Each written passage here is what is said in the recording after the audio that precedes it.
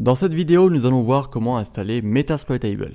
Metasploitable est une distribution Linux volontairement vulnérable qui nous permet de faire nos tests d'intrusion, de pratiquer sans rien casser et sans agir de façon illégale.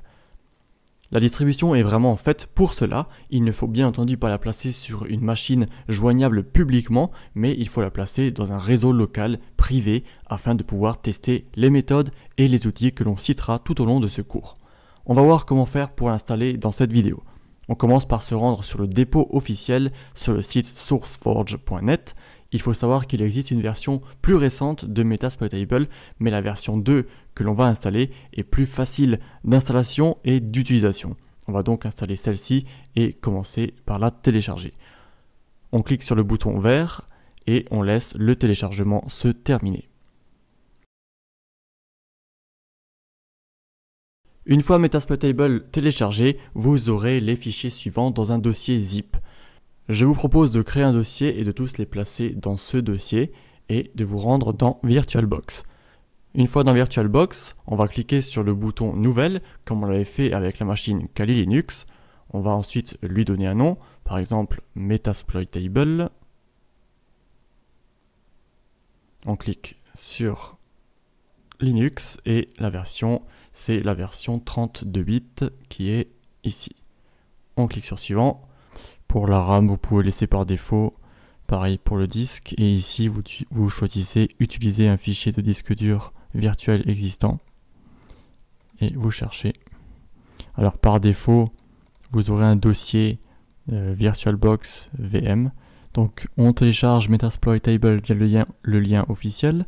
Ensuite, on reçoit un fichier zip. On crée un dossier Metasploitable dans le chemin VirtualBox VM ou sur le bureau si vous le souhaitez, mais je vous propose de les garder tout simplement tous au même endroit. Et une fois que vous l'avez placé, vous cliquez dessus et vous sélectionnez donc le fichier VMDF Virtual Machine Disk Format et cliquez sur Ouvrir. Et on clique sur Créer. On peut ensuite lancer la machine pour voir si ça fonctionne en cliquant sur Démarrer.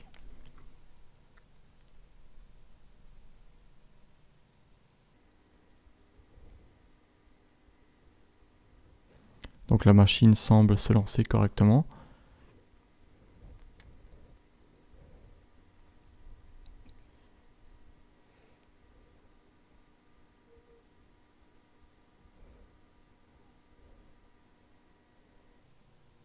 Et nous voilà donc sur l'écran de login.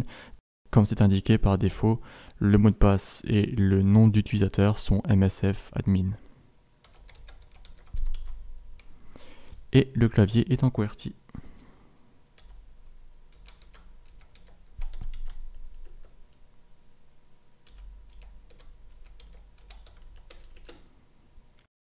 Voilà, une fois que vous avez tapé MSF admin et MSF admin, vous vous retrouvez donc sur l'interface de Metasploitable. C'est que tout est correctement configuré. On va juste encore faire quelques configurations additionnelles par rapport au réseau, puisque maintenant il va falloir qu'on puisse communiquer entre machines virtuelles, entre la machine Kali et la machine Metasploitable. Alors on peut commencer par afficher l'adresse IP locale de cette machine virtuelle. Donc avec la commande ifconfig, et ici on est donc 10.02.15. Je pense qu'on n'a pas accès à l'autre machine, la machine Kali, puisqu'on va devoir faire d'abord quelques réglages. Dans VirtualBox, donc on clique sur Metasploitable, configuration, réseau. Et ici donc on est par défaut NAT, et je vous propose de faire accès par pont, et de cliquer sur tout autoriser dans le menu avancé. Si ça ne fonctionne pas, il faut tester d'autres paramètres. Je pense que ça peut dépendre de votre box, de votre configuration réseau. Donc l'idée c'est de tester d'autres façons de faire si jamais ça ne fonctionne pas. Mais en temps normal, accès par pont devrait fonctionner. Vous cliquez sur OK. Il est possible qu'il faille redémarrer la machine virtuelle ensuite.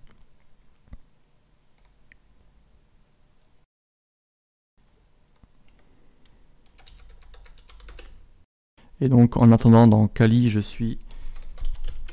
j'ai l'adresse IP 192.168.1.56.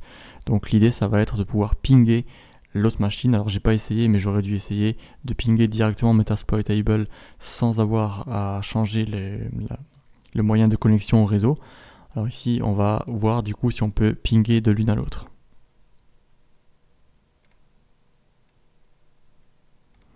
Et on relance Metasploit Table, pas facile à dire ce nom.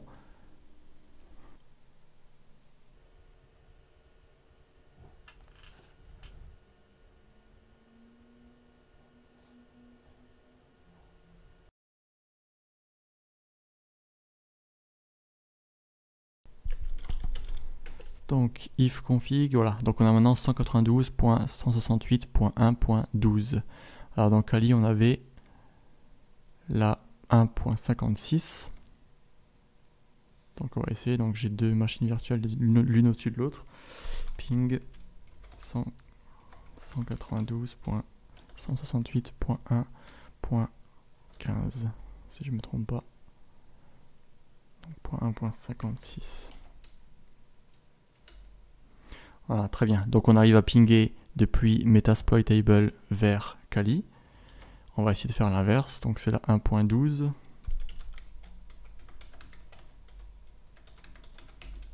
Voilà, donc Kali aussi arrive à pinguer Metasploit Table.